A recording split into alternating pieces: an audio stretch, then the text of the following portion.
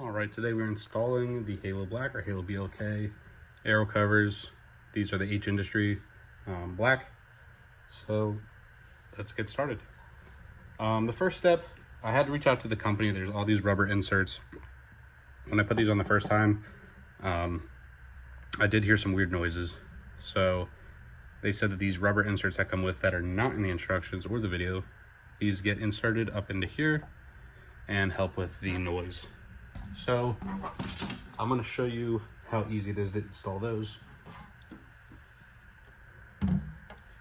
So all you'll do is just push these through. Oops. Like so. It's a little bit of pain, but that means they're real snug. My only concern is having those on, you go from this much of a vent to just these two little slits on the side. And my concern with that is, like, right now with the setup of the rims and even the Aero covers, you have plenty of place for the heat to dissipate. So I'm not quite sure how they're going to tackle that, but we'll see. All right, so after you put those on, if you're planning to use them, you're going to take this part, roll it down pretty far, push this in, which decompresses maybe? All of those. So you can let go, put it in the middle, let go. And then the instructions tell you to, just make sure I'm doing the right thing. Spin the center lock in place. You want to attempt to pull it out to make sure it is in place. And then I've noticed it's easiest, counterclockwise, if you spin it the rest of the way till it's snug, like so. All right. I forgot to say too, if you have any lug nut covers or the Aero covers, you gotta take those off. These HaloBLK H Industries do not go for any of those. So for example, I have these little center caps, as well as these little plastic lug nut covers. Yeah, I gotta take all those off. All right, next step is to put this on wherever you'd like. They will move around, so don't be too picky. Once you have that ready and it's aligned, you're going to take the center lock cap, put it on the halo disc and the hub, insert left counterclockwise is to tighten it. So I'll hand tighten it as much as I can, and then we'll use the center lock tool to ensure that it's tightly locked. It's about as far as I'm going to go with my hand. Take the center lock tool, give it a few turns.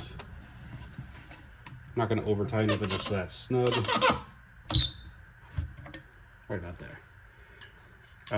My other concern is, now that this cover's on, there is no room for you to be able to fill air, put air in your tires. So it's kind of a pain because each time you'll have to remove that. This assembly is about 2 minutes. It's not the end of the world. You shouldn't be having to put air in your tires often, but in eastern Pennsylvania with the weather changes right now, I have to add some air. If you have a slow leak, you're screwed. All right, so then you put the hex screw in, take the hex key. This is clockwise now. Give it some turns till it's pretty snug. Again, don't over tighten it. You want to be able to get it off when you need to. All right, there's that. Final step is align the cap with the latch and turn clockwise to tighten. So their logo goes like that. So I'm going to try to get it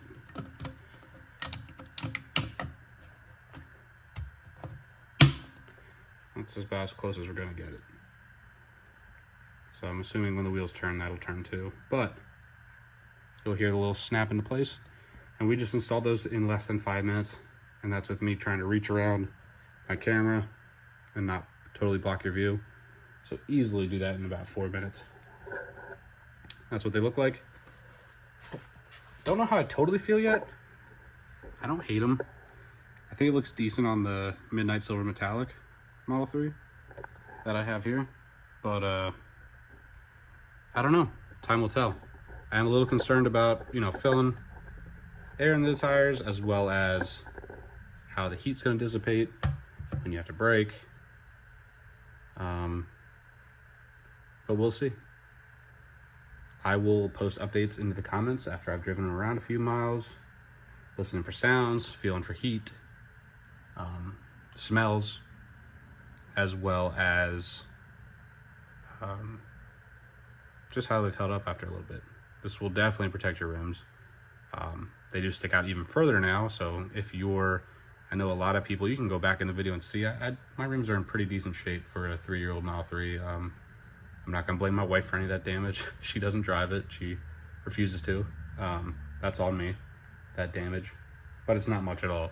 But if you're one of those people that are just, you know, have a magnet to the curb at all times, these are gonna get chewed up real fast. But yeah, these cost about $60 a rim.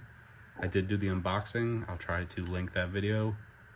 If you have any questions, please let me know. These rubber inserts, like I said, the company did not have in their instructions, their physical instructions or the videos. It's actually not even listed in their components, which is interesting. So I reached out and they said that those are to help with the sound. So we'll see in the long term. Like I said, peep the comments for any updates. Let me know if you got yourself a set and how you feel about them. They're definitely polarizing. Have a great day. Let me know if you have any questions.